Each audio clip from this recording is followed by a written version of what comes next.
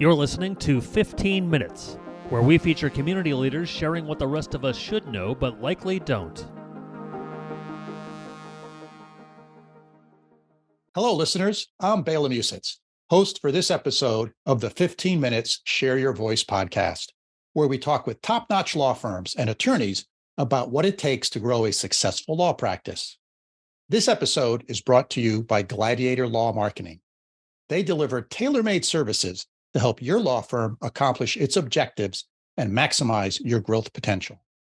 To have a successful marketing campaign and to make sure you're getting the best return on investment, your firm needs to have a better website and better content. Gladiator Law Marketing uses artificial intelligence, machine learning, and decades of experience to outperform the competition.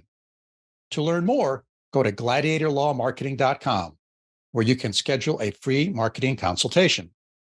Today's guest on the podcast is attorney Donovan Rodriques.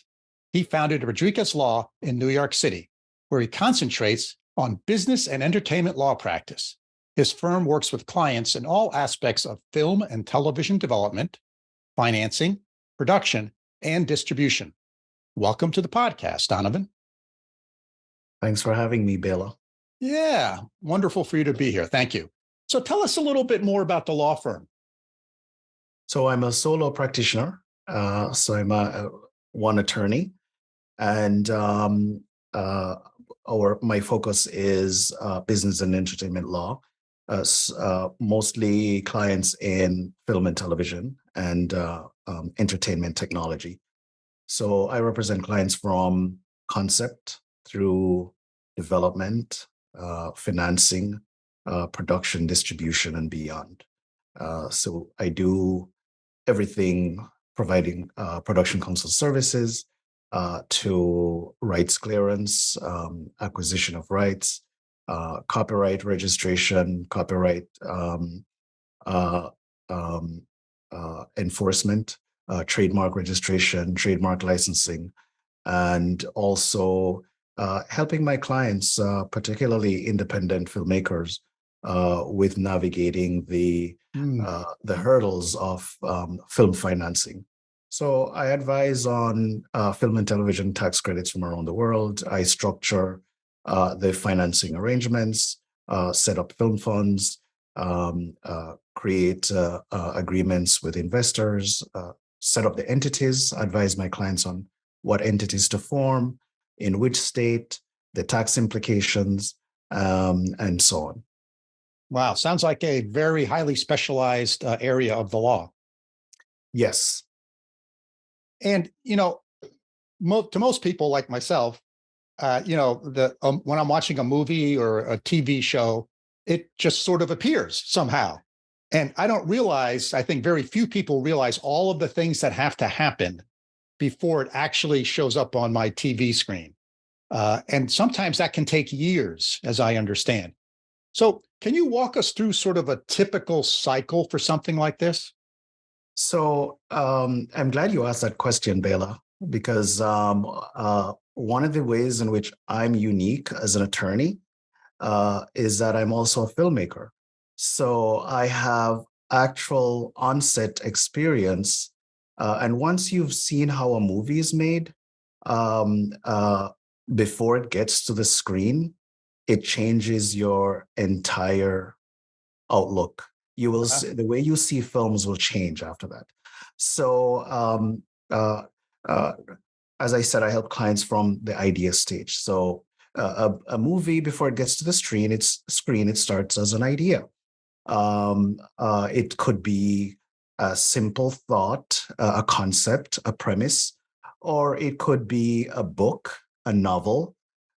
It could be a documentary. It could be a comic. It could be any character that the producer or a screenwriter decides that I would like to tell this particular story. And he or she will either option the rights if there is an underlying material, or draft a screenplay, or what is called an original screenplay, from scratch. And then the next process would be to get financing, what we call packaging. You get in touch with fellow filmmakers, you find a producer or an executive producer. You may want to attach talent or cast. But the most important part of this is finding the money to fund the project, because filmmaking is pretty expensive. And so where does a lawyer come in this process? From the beginning.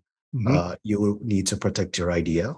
Under US copyright law, generally speaking, ideas are not protectable unless they are fully developed.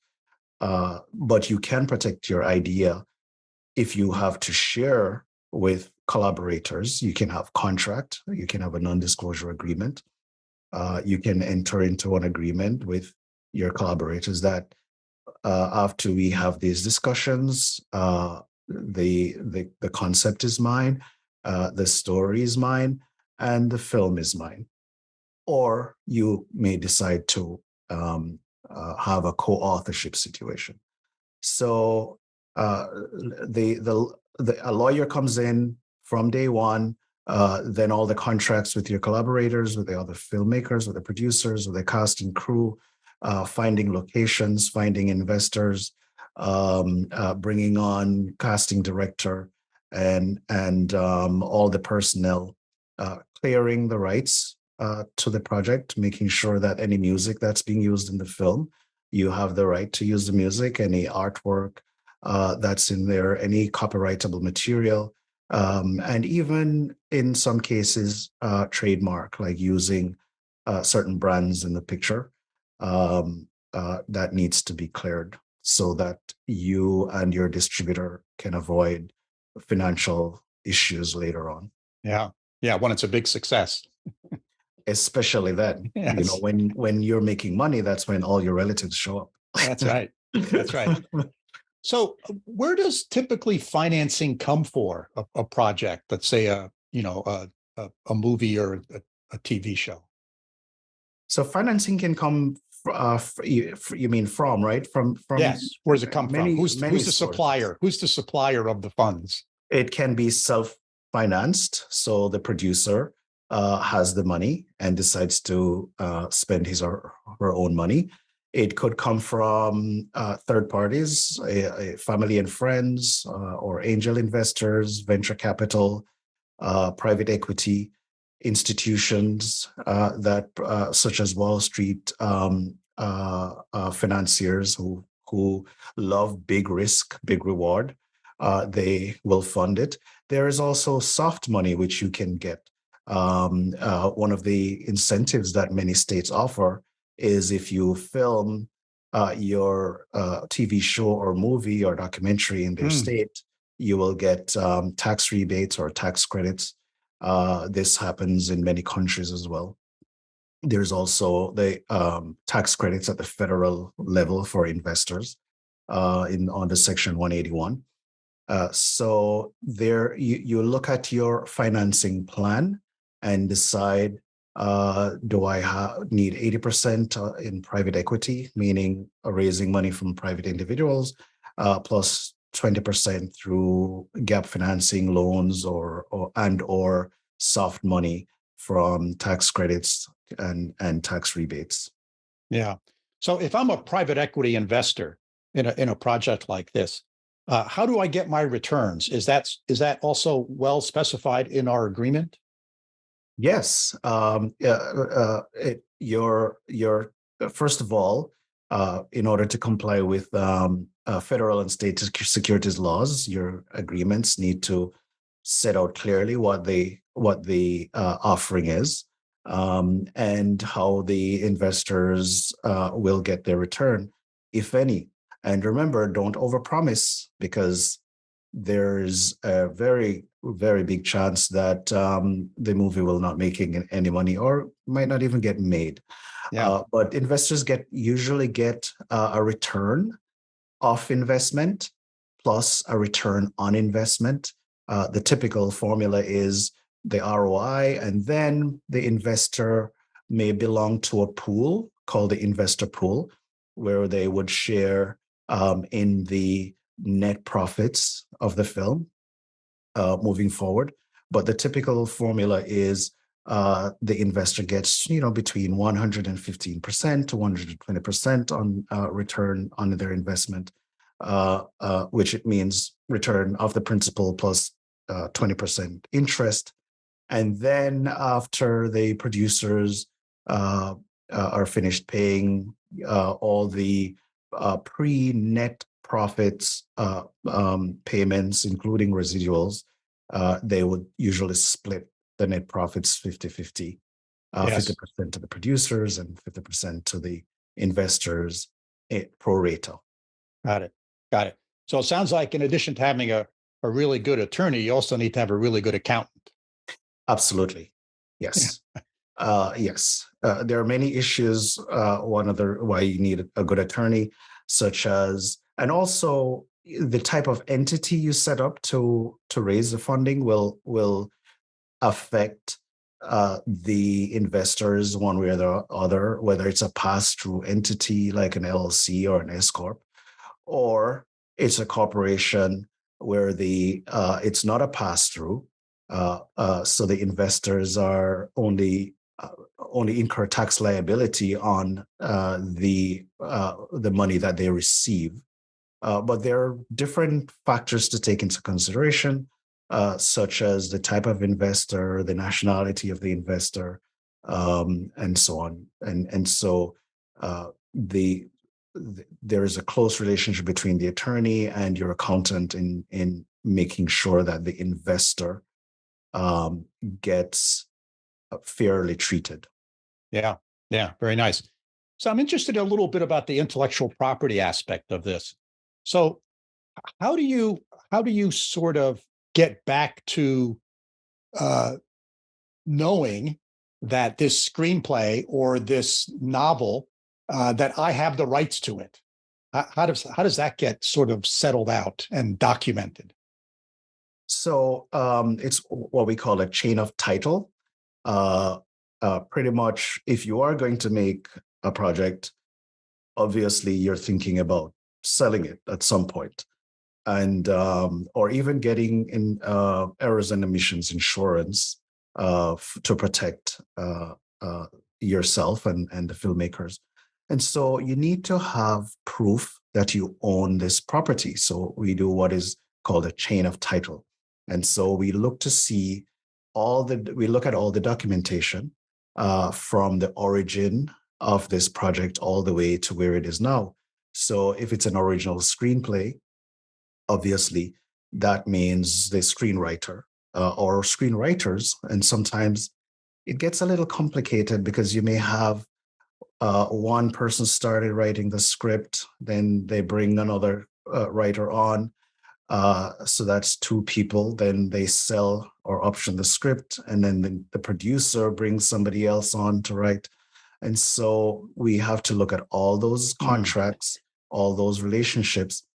And a lot of times there are no contracts. And that's when it becomes even more scary, because now you have to track down everyone who's made a contribution to this project. So if it's an adaptation, if it's based on a short story, you need to know who the original writer of the short story is. If it's based on a book, you need to know who the author of the book was. There are cases where the entire story in the book is in public domain, such as historical facts. Then your attorney will help you to decide if it's a lot of trouble to track down the author of the book. Perhaps you don't need permission, but you will be required to get a legal opinion regarding the chain of title. Yeah. It sounds like to me that if I was thinking about writing something, let's say a screenplay, that even before I start writing it, I should have a conversation with an attorney to make sure that I have this good chain of ownership package well defined. So we're not trying to fix things a year from now or 2 years from now. Well, if you don't really need an attorney if all you're doing is writing. In fact, you're better off just being out there in the woods or whatever your process is, Yeah. so you can focus on your characters and get it done.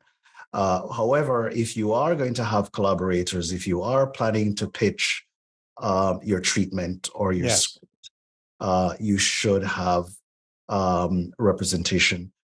If it's not an original story, let's say you read an article somewhere or a book, or you watched a film or even a video game, and you decide that you're going to write um, something based on Mickey Mouse character, for example, you Yes. should you should write, okay? But bear in mind that before you do anything with this, you should get clearance. You should speak with an attorney. I always encourage my clients to write what they like and write about what they know, and don't worry about the legal or business aspect of it when you're thinking as a writer. Yeah. But certainly you need to think about that when you are starting to share the information with other people, when when you start pre-production, or way before you start pre-production, before you start putting together even your business plan for the project, because now you're now wearing a different hat. You're wearing a producer hat and not your writer's hat. And that's when you should be speaking with the attorney. But if all you're doing is writing, right away. Yes. Okay. So if, let's say I'm the creator and the writer, and I want to make this into a movie, and I ask you to represent me, is one of the services that you provide will also be all the negotiations that I would have to go through with various different people who might finance the project, and finding a director and the contracts and all that kind of stuff? Absolutely. Definitely. Yes. Okay. And if you wrote something and you're producing it, Yeah. that's one thing. If you wrote something and you don't want to produce it, but you'd like to sell the script or option it or bring someone else on to produce it, you will need to negotiate the terms of that relationship with the other parties. Yeah. Yeah. So what are some of the kind of typical problems that you see that that could have been avoided? We talked about sort of the chain of ownership as being one of them, but what are some of the other ones that are things that if people had the right representation or thought about it in advance, they could have avoided further downstream? The main problem I see is this agreement by the gentleman's handshake. It's a bad idea when you're dealing with copyright, because under U.S. copyright law,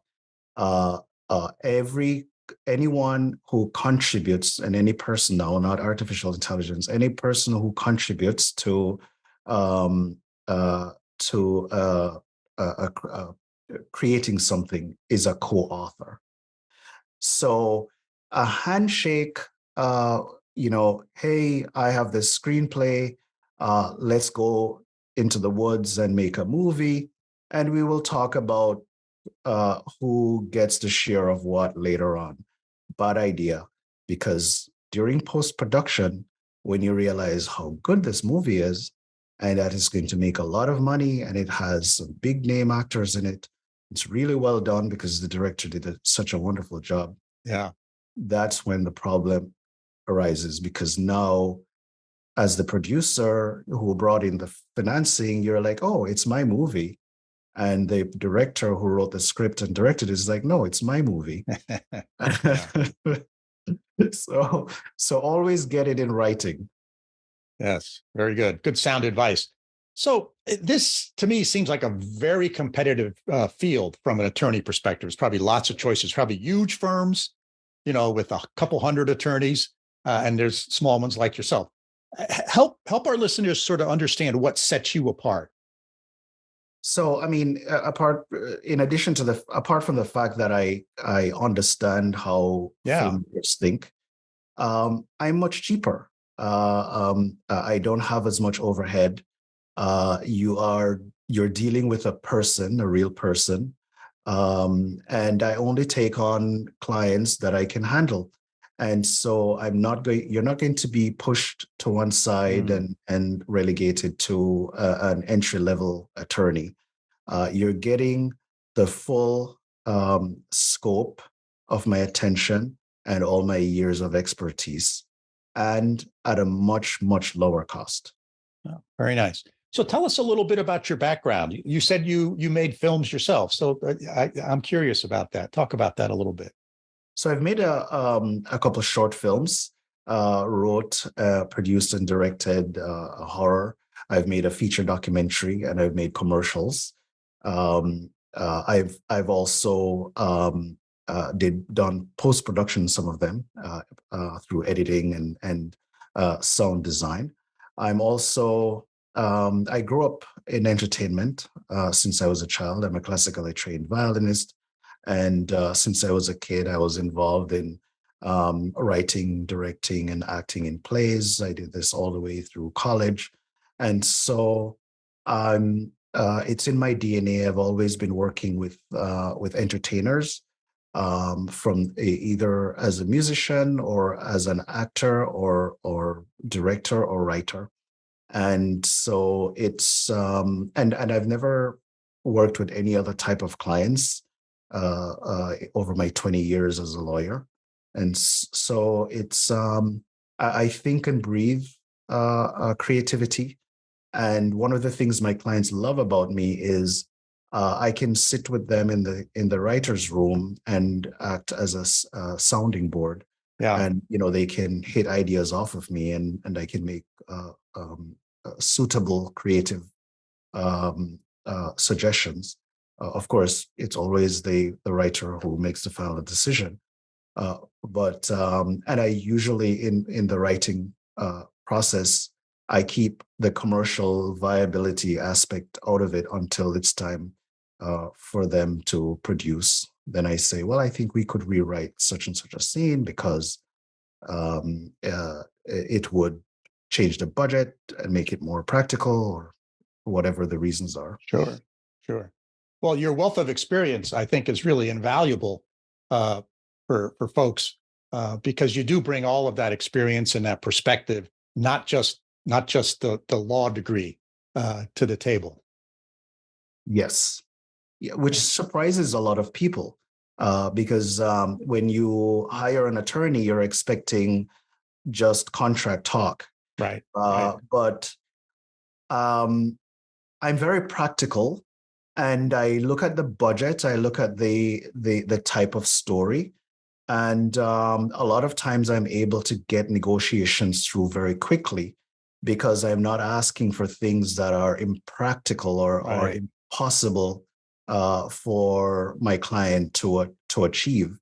There are some attorneys who only work on studio size budgets, and they can't think lower than that. They cannot think how to make a $2 million movie. Just like studios don't know how to make anything under 50 million. They have to give it to somebody else. I can think about the practical aspects of a contract regarding an ultra low budget movie versus a very high budget film. Yeah. So what made you decide to become an attorney? So I never thought I would ever be an attorney. Well, initially, first of all, when I was a child, I wanted to be a soldier. And then in high school, I decided, I wanted to be a doctor. And so I went to university and did a degree in biochemistry. At that point, I did not get into medicine, obviously. So I said, okay, well, maybe I could become a genetic engineer. And then by the time, during this time, I was involved in music as well, and art and plays. But I was also a very good debater, and I was on our school's debating team. So I was always very talkative. And I grew up around a lot of older people, so I had a lot of wisdom that were passed on down to me. So at the end of my first degree, I decided I did apply to do my master's so I could maybe do genetic engineering, but I was at a crossroads. I was like, I don't know if that's what I wanted to do. And at the same time, I felt compelled to help the world, to change the world, to make policy, to have a broader reach in terms of my ability to help more people. So I asked for a deferral, and I took a year off and I went to teach. And during that time, I had this aha moment that I should be a lawyer, especially if I want to be a policymaker, if I want to change the rules for society. And that's when I applied to law school. I was living in Jamaica at the time. I applied to the University of the West Indies. I applied to London School of Economics and to Edinburgh, and got accepted in, I think, 3 out of 5 of them. I was surprised that I got accepted, and I was also surprised that I even could do it, because nobody goes from a science degree to where you're reading tons of books, but it worked out.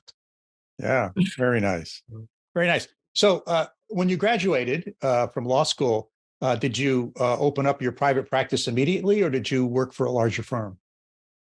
So I started my own practice 10 years ago. So I've never worked for a large firm.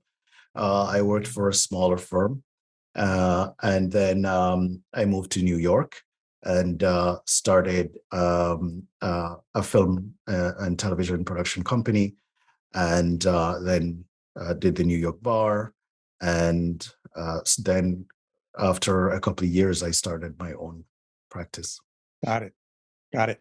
So if there's a young attorney or a budding attorney kind of listening to this, and they're inspired by what your story and what you've told us, what words of advice would you give them? Do what you love. It's very important. It's not just about the money. And let's say you do decide to go to law school. Try to get as much experience. You work with different firms. You may have a concept of what type of law you would like to practice, but work in many different areas of law. I mean, obviously, if you're a sports junkie, or you're already in a certain field or area, it makes sense for you to continue, like in my case, in terms of entertainment or the arts.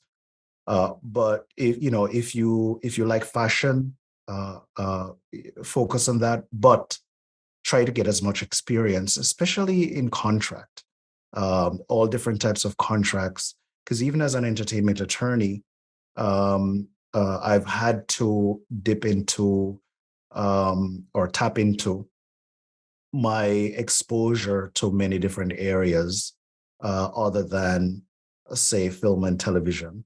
My love for science fiction or for science has helped a lot in terms of how I represent the world of fiction, right? So getting as much experience is what I would recommend. Excuse me. So where's the best place for our listeners to find out more about you and your law firm, Donovan? So my website is rodrigueslaw.com. That's Rodrigues with a Q and an S. My number, 212-804-8663. Or just type my name, Donovan Rodriques, in Google, and it will lead you straight to me. Okay, that's great. So thank you so much for being on the podcast, Donovan. I really appreciate it. I had a really interesting time chatting with you. Thank you, Bela, and hope you feel better. Yeah, thanks. Thanks for listening to 15 Minutes. Be sure to subscribe, and we'll see you next time.